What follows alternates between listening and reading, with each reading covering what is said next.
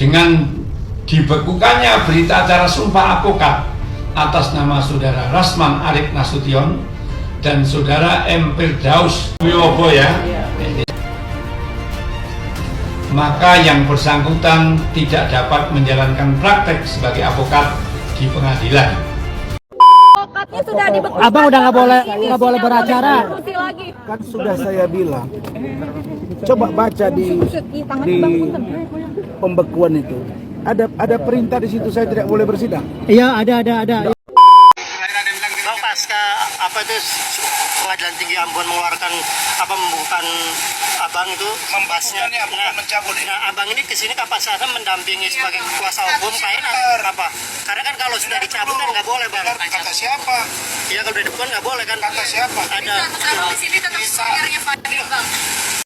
Baik sahabat sekalian, pengacara kondang Rasman Arief Nasution dan juga Firdaus Wibowo akhirnya dicabut atau dibekukan berita acara sumpah advokat mereka. Firdaus Wibowo diputuskan di Pengadilan Tinggi Serang, Banten, sedangkan Rasman Arief Nasution berita acara sumpahnya dicabut di Pengadilan Tinggi Ambon, Maluku.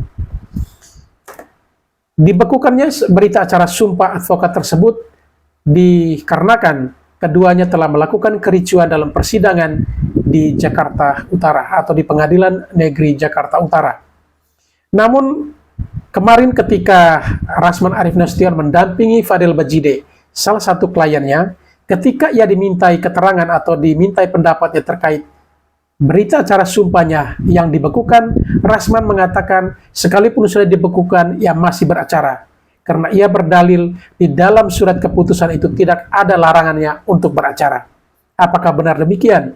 Ketika surat atau berita acara sumpahnya sudah dicabut, ia masih melakukan atau masih mendampingi para kliennya dan masih bisa beracara? Dan dalam video ini juga kita akan mendengarkan apa saja komentar dari Rasman terkait dengan dibekukannya berita acara sumpah advokatnya. Dan juga apa tanggapan atau respon dari para netizen dan juga beberapa lawyer berikut ini. Untuk lebih jelasnya, mari kita langsung saja ke video-videonya. Dengan dibekukannya berita acara sumpah advokat atas nama saudara Rasman Arief Nasution, mengenalkan dan mengevaluasi. Sudah dibekukan. Abang udah nggak boleh beracara. Kan sudah saya bilang, coba baca di pembekuan itu. Ada perintah di situ saya tidak boleh bersidang. Iya, ada. Yang baru yang di Mahkamah Agung, Bang. Yang di Mahkamah Agung. Dia hanya sifatnya pemberitahuan kepada pengadilan negeri dan pengadilan tinggi. Itu doang. Nah, dan itu biarkan tim saya yang bekerja. Bang, pasca apa itu Pengadilan Tinggi Ambon mengeluarkan membukaan abang itu membahasnya mencabut. Nah, abang ini kesini kapan sana mendampingi sebagai kuasa hukum apa? Karena kan kalau sudah dicabut kan nggak boleh, Bang. Kata siapa? Iya, kalau di depan nggak boleh kan. Kata siapa? Ada. Di sini tetap sebenarnya Fadil, Bang. Dengar dulu, surat belum saya terima. Oke. Yang kedua, saya belum menyikapi surat itu akan seperti apa. Apakah kami akan lakukan upaya hukum? Itu ngomongin dulu ya. Apa bedanya dengan proses hukum? Padahal misalnya, nauzubillah min zalik, misalnya dia sekarang diperiksa, bisa nggak dia berkeliaran? Boleh kan? Dia tersangka, kalau dia misalnya nggak ditahan, dia boleh kan? Karena dia kalau ancaman hukuman dia bisa ditahan, saya nggak bisa ditahan, bos. Ancaman hukuman saya di bawah 5 tahun. Udah. Berikutnya, hak dia harus berjalan sampai Mahkamah Agung. Ya, saya tetap beracara dengan baik. Saya tetap beracara, saya tetap mendampingi klien. Ya, urusan itu nanti dilihat. Yang menilai nanti bisa PN, bisa TUR dan lain-lain. Biar itu nanti urusan organisasi saya deh. Ada 33 orang advokat.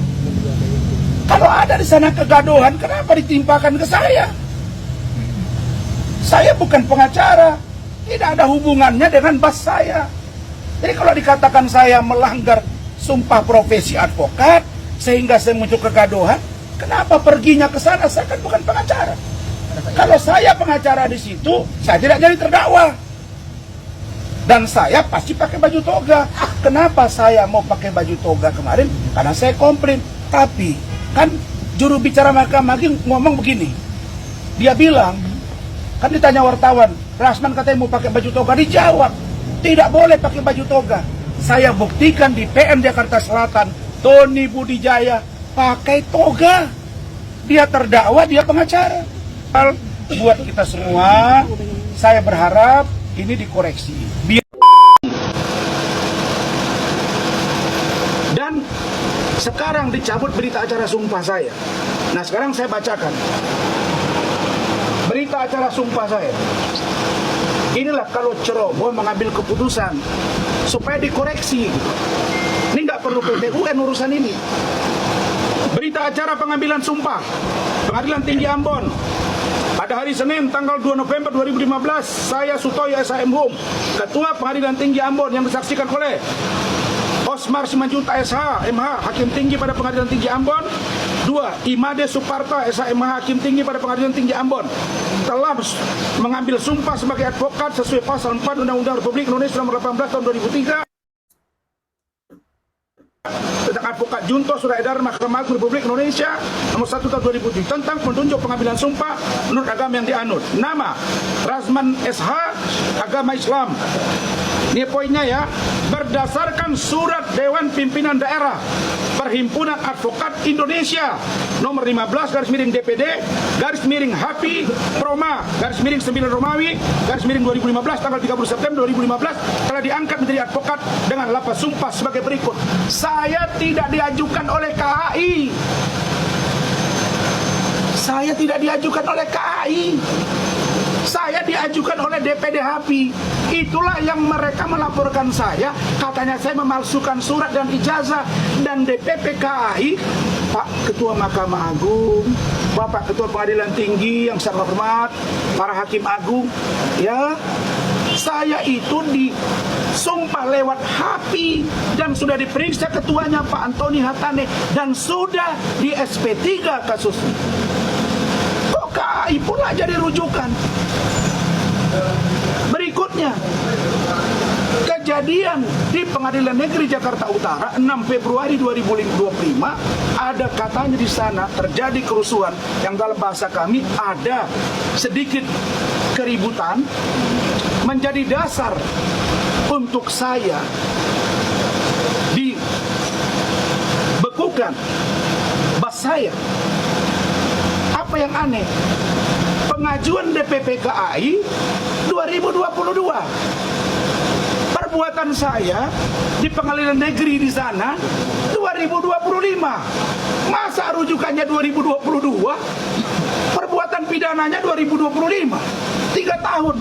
Harusnya yang mengoreksi saya, yang mengedik saya, yang memanggil saya, yang memeriksa saya adalah DPN Pradi Bersatu. Kok sengkarut? Jelas ya? Tolong dikoreksi, Pak, supaya tidak tambah malu kita. Yang terakhir, putusan yang membekukan ya. Membekukan itu bukan berarti mencabut. Yang membekukan ini bisa aktif kembali kalau misalnya ada putusan di atasnya dan atau ada kekeliruan. Dan kami sekarang satu tim di sini. Insya Allah tidak takut kami dengan itu. Tapi ingat, kalian dilihat rakyat. Ingat ya, jangan buat rakyat bergerak. Jangan buat rakyat bergerak. Saya sudah dihubungi banyak orang. Jangan buat rakyat bergerak. Rasman Arik Nasution dan Firdaus Eobo sudah dicabut atau dibekukan berita acara sumpahnya oleh Mahkamah Agung melalui Pengadilan Tinggi Ambon dan Pengadilan Tinggi Banten. Ini kabar gembira, tidak hanya di dunia advokat atau dunia pengacara, mungkin ke semua kalangan berita bahagia ini. Artinya mereka ini bukan pengacara lagi dan bukan advokat lagi, walaupun pindah-pindah organisasi. Karena berita acaranya sudah dicabut. Pengacara atau advokat diizinkan berpraktek atau dinyatakan sebagai pengacara atau advokat sejak disumpah oleh Pengadilan Tinggi. Sedangkan ini sumpahnya atau bas PT-nya itu dicabut oleh Pengadilan Tinggi. Artinya kalau mereka masih berpraktek nanti dan mengaku-ngaku sebagai pengacara, apalagi dia mengambil fee dari klien atau dari seseorang, maka ada konsekuensi hukumnya dan dia dapat dipidana. Suruh cabut basnya Rasman, bro. Tanggal 11 Februari 2025, Rasman dan Firdaus, basnya itu berita acara sumpahnya mereka telah dibekukan di pengadilan tingginya masing-masing tempat mereka diambil sumpahnya. Nah, inilah akibat tidak menghormati pengadilan. Jadi kalau lawyer itu dikeluarkan dari organisasi, dipecat, dia masih bisa pindah di organisasi lain. Organisasi lain juga kemungkinan besar masih bisa menerima, masih bisa lanjut sebagai lawyer. Tapi kalau sudah berita acara sumpah yang dibekukan oleh pengadilan tinggi tempatnya sumpah, dia sudah tidak bisa beracara lagi. Kalau menurut pendapat saya sangat respect dengan keputusan yang diambil oleh pengadilan ataupun Mahkamah Agung. Kenapa? Karena dengan tegas langsung langsung memperlihatkan kepada seluruh advokat dan seluruh masyarakat bahwasanya menghina ataupun tidak hormat terhadap pengadilan itu ada dampak yang serius dan pengadilan akan menindak tegas seluruh kejadian-kejadian seperti itu. Nah, ini juga pelajaran untuk seluruh lawyer. Bahwasannya apa? Banyak cara untuk menyampaikan aspirasi, banyak cara untuk menyampaikan sesuatu hal yang mungkin kita tidak setuju. Tapi tidak harus berteriak, tidak harus ngamuk, tidak harus naik di atas meja. Kemudian kalau sudah dirasa diri ini mungkin keliru, mungkin hilaf, mungkin salah, segera lakukan permohonan maaf. Segera lakukan konversi pers bahwasanya kami keliru, kami hilaf. Segera datangi pengadilan, segera temui kepala-kepala pengadilan, memberikan permintaan maaf secara hormat, secara langsung, bukan koar-koar kiri kanan. Akhirnya apa coba? Lawyer itu disumpah di pengadilan tinggi. You macam-macam sama pengadilan, tidak menghormati pengadilan. Pengadilan bekukan basmu. Kalau basmu dibekukan, kamu mau pakai apa bersidang? Katanya tidak setuju karena sidangnya awalnya terbuka. Seharusnya tidak boleh ditutup. Itu kan kewenangan pengadilan. Hakim itu punya wewenang mau menutup, membuka. Kalaupun tidak setuju, sampaikan dengan cara yang baik, yang hormat. Jadi teman-teman, Farhad pun bilang, segera lakukan permintaan maaf. Kalau you tidak mau apa-apa, kalau you mau akhirnya baik. Nah, inilah pelajaran bagi kita semua. Suara keras, penyampaian keras, marah-marah tidak selalu menjadikan hal itu solusinya baik. Sampaikan dengan sopan, sampaikan dengan baik, sampaikan dengan cara yang lemah lembut. Bukan berarti suara kita lemah dalam menyampaikan itu poinnya lemah. Bukan berarti dengan cara kita sopan, kita tidak dihargai orang ketika kita berbicara. Jadi, mengutamakan marah, mengutamakan tidak sadar, inilah pelajaran. Bahwasanya tidak boleh kita seperti itu, apalagi menghina pengadilan. Pokoknya belajar hukum, belajar aturan, biar kita paham, hidup kita aman dan teratur, damai, tidur enak. Gimana tidak marah? Dia ngomong di depan, bentak meja, tidak bisa, tidak bisa. Hakimnya ganti, hakimnya ganti. Banyak hakim juga yang koruptor, banyak hakim yang salah. Akhirnya apa? Keadaannya semakin keruh. Keruh. Tambah sulit untuk diperbaiki. Jadi kayak gitu teman-teman. Kita belajar sopan, kita belajar aturan, kita belajar tata krama, kita utamakan etika dan wibawa. Karena kita ini dianggap orang yang paham dan sadar. Thank you dan terima kasih. Oke teman-teman, ini ada berita baru terkait dengan Rasman Nasution dan Firdaus itu ya. Beritanya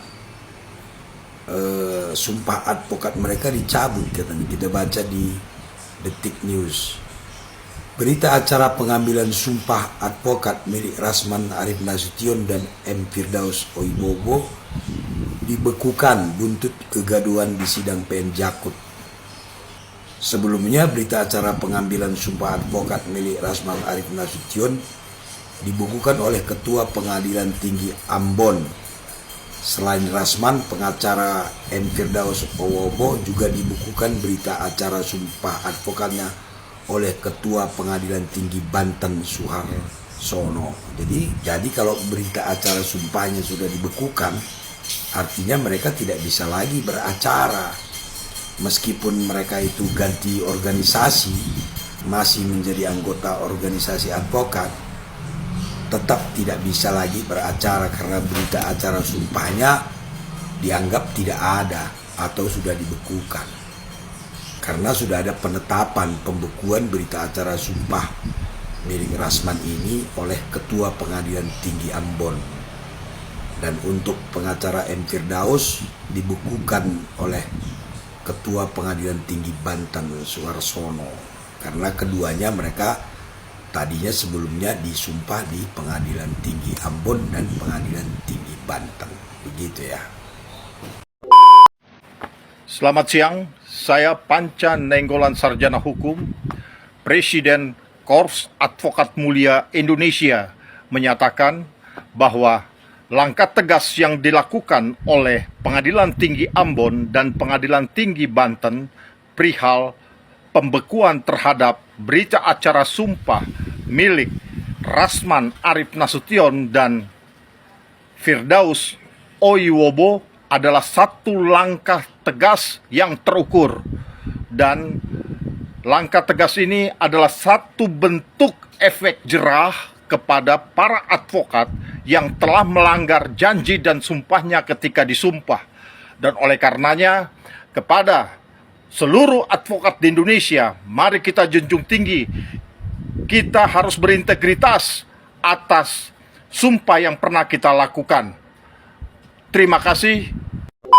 Semakin brutalnya kura-kura ninja dan koboi cengeng yang menghina-hina Mahkamah Agung. Saya ingatkan ya, kepada semua pengacara di Indonesia, pada kura-kura ninja dan koboi cengeng, kalian memfitnah menuduh hakim-hakim petinggi Mahkamah Agung itu korupsi triliunan ya.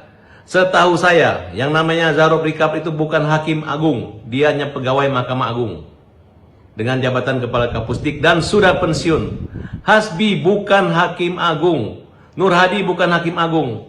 Saya tersinggung berat kalau dikatakan bahwa banyak hakim agung yang koruptor di Mahkamah Agung.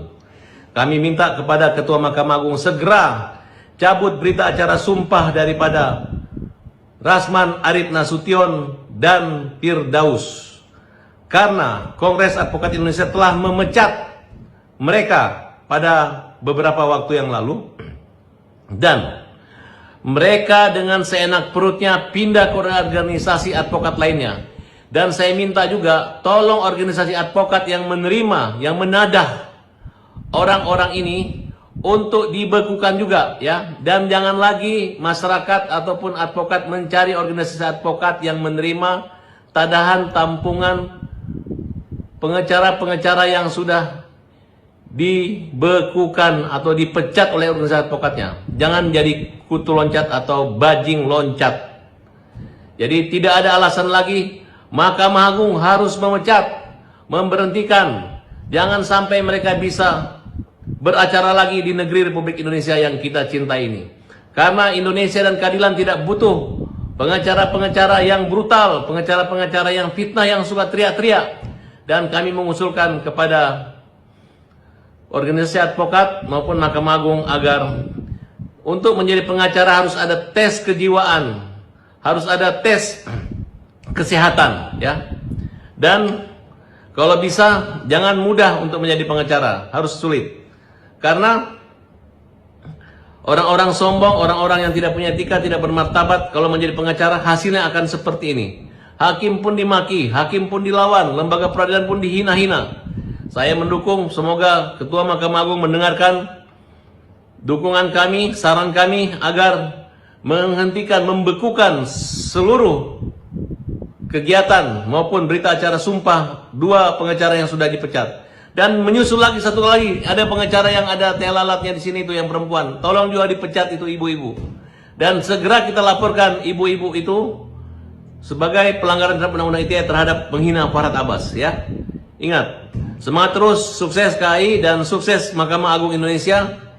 Dan tetap semangat membela kaum lemah buat para pengacara-pengacara yang masih aktif, dan jangan tiru pengacara-pengacara koboi cengeng maupun kura-kura ninja. Farhad Abbas, pembela kaum lemah. Wow, saya baru dapat kiriman berita dari pengacara saya. Ternyata nih guys, pengacaranya Rasman yang naik-naik ke meja itu akhirnya dapat pemutusan kerja guys. Nah, ini yang saya mau. Karena apa? Ini adalah satu bentuk konsekuensi. Karena ini merusak mental bangsa nih, yang kayak begini-begini. Ini memberikan contoh yang tidak benar. Oke? Dan terima kasih kepada hakim yang masih mempunyai harkat martabat di dalam pengadilan. Dan pengadilan ini harus mempunyai marwah yang harus kita junjung tinggi. Tidak seperti ini diinjak-injak oleh oknum pengacara. Orang yang katanya paham dengan hukum, tapi dia tidak melaksanakan adab hukum yang dia lakukan. Begitu loh. Jadi ini udah benar. Tindakan pemecatan dan tidak boleh melakukan kuasa hukum dan sebagainya kepada para klien. Ini sudah top, Marco top. Terima kasih ya. Sekali lagi terima kasih. Mahkamah Agung juga ini sangat berperan. Gimana guys? Anda setuju dengan saya? Dia dipecat guys. Jangan sampai kepedean. Apapun alasannya, tetap kamu salah. Mau katanya dia bilang taekwondo lah, dia mau bagaimana, kayak kok bisa naik begitu, emang bisa terbang, bisa naik ke sana. Dan ada yang menuntun gitu. Siapa yang menuntun Anda? Lucu deh jadinya ya. Udah nggak usah pakai alasan-alasan tertentu ya. Apapun itu, adab dan etika Anda itu tidak sesuai dengan pendidikan yang Anda punya. Oke? Jadi saya minta tolong sama kalian, sama Anda khususnya, rubahlah sikap dan perbaiki diri. Apapun yang kalian lakukan, dan ini bukan masalah yang pertama kali. Anda sering sekali bikin kegaduhan-kegaduhan hukum ya yang ada di Indonesia ini gitu loh. Jangan sampai ya hal ini menulari atau memberikan contoh kepada lawyer-lawyer lainnya. Mudah-mudahan enggak ya. Cukup satu orang saja di Indonesia ini, oke? Jangan sampai hal ini terjadi lagi, dan ini adalah sebuah pelajaran berharga. Jangan meremehkan hukum sekecil apapun, oke? Salam, Lita Gading.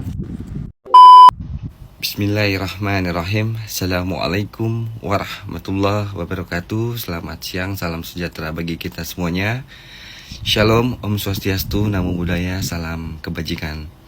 Baru saja saya membaca beberapa berita terupdate, yang mana Pengadilan Tinggi Ambon dan Pengadilan Tinggi Banten telah mengeluarkan penetapan terhadap pembekuan berita acara sumpah terhadap 2 orang advokat yang mana telah melakukan kegaduhan ataupun perbuatan contempt of court pada Pengadilan Negeri Jakarta Utara pada hari Kamis kemarin tanggal 6 Februari tahun 2025. Sejatinya saya juga sebagai seorang advokat tentunya sangat bangga bahwasannya lembaga peradilan telah tegas mengambil sebuah langkah yang sangat-sangat baik. Pun kami ataupun saya sejatinya pun sebagai seorang advokat, tentunya kita sudah sama-sama mengetahui bahwasannya advokat wajib tunduk terhadap undang-undang tentang advokat dan kode etik advokat Indonesia. Hal-hal yang juga menyangkut perbuatan kemarin pada hari Kamis tanggal 6 Februari 2025 di Pengadilan Negeri Jakarta Utara itu telah menurunkan ataupun telah melecehkan marwah sebagai seorang advokat, yang mana sebagai seorang advokat kita memiliki frasa officium nobile atau profesi yang sangat mulia. Nah, hal ini tentu menjadi pembelajaran buat semuanya termasuk saya, agar perbuatan-perbuatan tersebut tidak terulang kembali, yang mana perbuatan itu telah melecehkan marwah daripada profesi kita sebagai seorang yang profesi sangat mulia. Setelah ditetapkannya atau telah dikeluarkannya surat penetapan mengenai tentang pembekuan berita acara sumpah oleh kedua advokat tersebut, nah ini sudah tidak lagi bisa menjadi seorang advokat. Dan tentu untuk masyarakat luas wajib update, wajib mengetahui bahwa seorang advokat yang telah dibekukan berita acara sumpahnya, dia sudah bukan lagi menjadi seorang advokat dan juga tidak bisa mendampingi seorang klien baik itu dalam perkara litigasi ataupun perkara non-litigasi. Sehingga oleh karenanya, ketika dua orang tersebut itu telah dicabut berita acara sumpahnya dan dia mengaku sebagai seorang advokat, maka ada ketentuan pidana yang telah mengaturnya. Terima kasih, respect untuk Lembaga Peradilan Indonesia. Semoga juga kedepannya tidak terjadi perbuatan-perbuatan seperti ini lagi yang menimbulkan dan juga melecehkan profesi ataupun marwah kita sebagai seorang advokat. Wassalamualaikum warahmatullahi wabarakatuh. Putusan yang membekukan ya. Membekukan itu bukan berarti mencabut. Sekarapmu ae kuda laut. Sekarap congor dan bacotmu ae. Faktanya lu dan Coda sudah dibekukan. Jadi kesimpulannya, lu tidak bisa lagi beracara selama kondisinya dibekukan. Maka tak perlu lagi berlaga layaknya advokat. Karena kondisinya pada saat penetapan pembekuan itu dikeluarkan, diterbitkan, di saat itu pula lah lu dan Coda tidak lagi bisa beracara meskipun sudah ditampung di penampungan. Maka Pirtinyi ini lu mendampingi si terkodel-kodel sebagai apa dan sebagai siapa?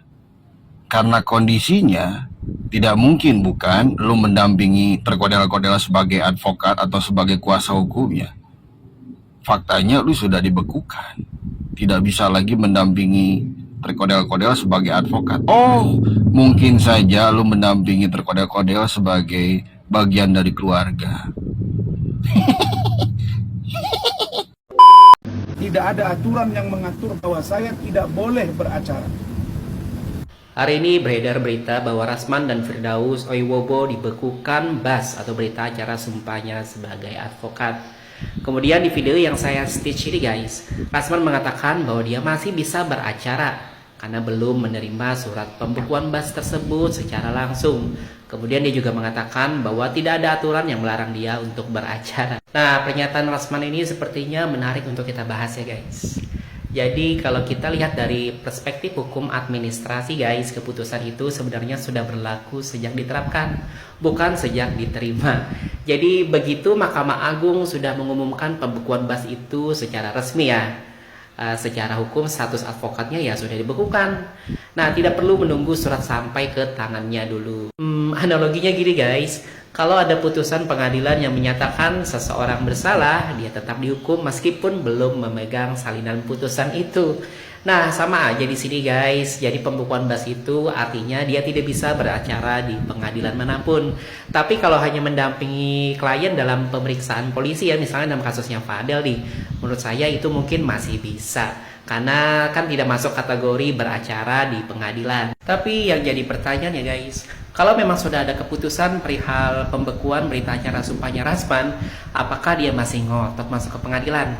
Karena kalau memang masih tetap dilakukan guys, itu bisa jadi pelanggaran kode etik atau bahkan mungkin bisa kena sanksi lebih lanjut. Jadi menurut saya ya, argumen belum diterima surat pembekuan itu lebih ke upaya memanfaatkan celah administrasi, tapi tidak mengubah fakta hukumnya. BAS atau KTA, kita hanya memperlihatkan surat kuasa, ya. Nah, dia sampai sekarang tidak ada pencabutan surat kuasa oleh Fadel, jadi sah saja di pendampingan, karena banyak juga terjadi pendampingan itu tidak harus pengacara, non litigasi juga bisa. Jadi gunanya pengacara itu diinkludkan dengan pemahaman hukum yang dalam, dan jika perkara ini naik ke pengadilan, makanya kita umumnya masyarakat butuh pendampingan itu adalah pengacara. Kalau tidak pengacara, boleh banyak kejadian yang tidak pengacara. Kadang-kadang organisasi atau tetangga yang tahu dengan kronologis itu, dia minta pendampingan, boleh ya kalau pendampingan ya. Tapi kalau masalah sidang ya harus memperlihatkan BAS, memperlihatkan KTA. Tapi banyak praktisi hukum yang berpendapat bahwa Rasman dianggap melanggar dan bisa dilaporkan kepada pihak kepolisian karena sudah tidak berhak lagi itu menjadi kuasa hukum.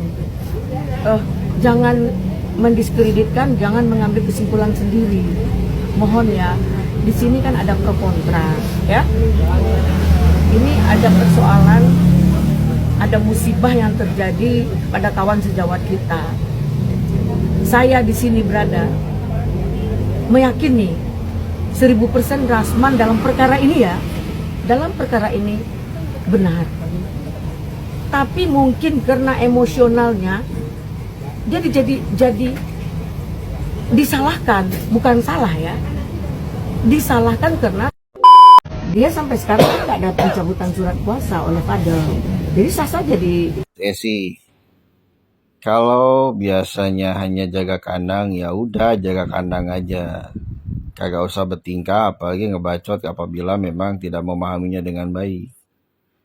Jelas-jelas legal standing seorang advokat adalah BSA, KTA, dan lain sebagainya. Maka di saat hal-hal tersebut dibekukan, maka seorang advokat tidak lagi menyandang status sebagai advokat.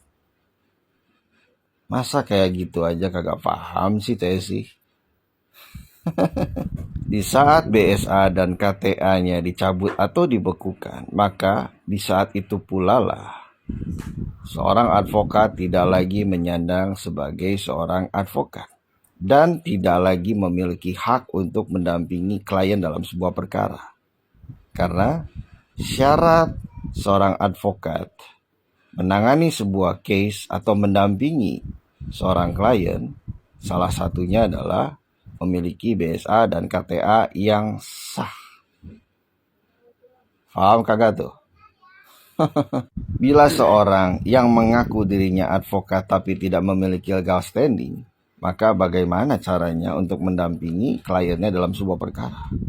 Meski surat kuasanya belum dicabut, tentunya surat kuasa tersebut tidak memiliki keabsahan yang sah. Paham kagak tuh? Maka bila CSI merasa kuda laut masih memiliki hak untuk mendampingi kliennya dengan dasar surat kuasa yang belum dicabut, padahal jelas-jelas sudah tidak memiliki legal standing, hal tersebut dikarenakan KTA dan BSA-nya dibekukan atau dicabut, maka sebaiknya CSI menyibukkan diri untuk menghabiskan masa tua saja di rumah sambil minum air teh hangat. Karena rasanya CSI sudah terlalu tua hingga sulit memahami kondisi yang ada. Bahkan mungkin saja CSI sulit menerima kondisi yang dialami oleh kuda laut dan Coda. Surat kuasa kepada seorang advokat akan memiliki keabsahan apabila advokat yang diberikan surat kuasa masih memiliki BSA, KTA, dan lain sebagainya. Maka apabila seorang advokat yang diberikan kuasa sudah tidak lagi memiliki BSA, KTA, dan lain sebagainya dikarenakan dicabutan atau dibekukan, maka surat kuasa tersebut tidak lagi menjadi legal standing yang sah keabsahannya.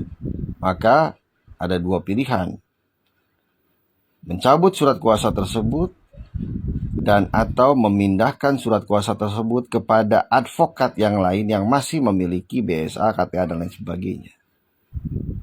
Maka bila hal-hal tersebut tidak dilakukan, maka secara otomatis surat kuasa tersebut sudah tidak lagi berlaku dan tidak lagi menjadi sebuah legal standing. Sesimpel itu saja. Masa kayak gitu aja nggak paham. Karena bukannya kenapa-napa nih, seorang kuasa hukum yang memiliki surat kuasa dari kliennya di saat mendampingi kliennya, baik di tingkat kepolisian maupun di tingkat pengadilan, akan dimintai KTA, BSA, dan lain sebagainya. Maka bagaimana bisa mendampingi kliennya? Bila melampirkan BSA, KTA, dan lain sebagainya saja tidak memungkinkan dikarenakan BSA, KTA, dan lain sebagainya sudah dicabut dan atau dibekukan. Masa kayak gitu aja Cesi kagak paham-paham juga sih. Belajar lagi. Bahwa saya tidak ada aturan yang mengatur. Izin setit Bang Rahman videonya ya. Jadi abang ini tetap aja masih ngotot, tidak memberikan edukasi hukum yang benar terhadap masyarakat. Apapun yang abang lakukan saat ini, yang jelas pengadilan tinggi di mana abang disumpah sudah mengeluarkan surat pembekuan terhadap berita acara sumpah. Abang mau beracara di mana? Abang tuh di seluruh pengadilan seluruh Indonesia udah nggak bisa masuk. Karena surat itu tembusannya PN di seluruh Indonesia. Begitu juga Bang Firdaus gitu loh. Ya kalau abang mau banding masih ada tata usaha negara, tun, silakan menempuh jalur hukum yang benar. Jangan mempunyai prinsip sendiri, ndak bisa begitu hukum, gitu loh. Baik sahabat sekalian, demikianlah beberapa buah video yang coba saya reaksi pada kesempatan kali ini, dan kepada para sahabat sekalian yang mungkin ingin berkomentar, silakan tulis di kolom komentar. Sekian dan terima kasih, dan sampai berjumpa kembali di video selanjutnya.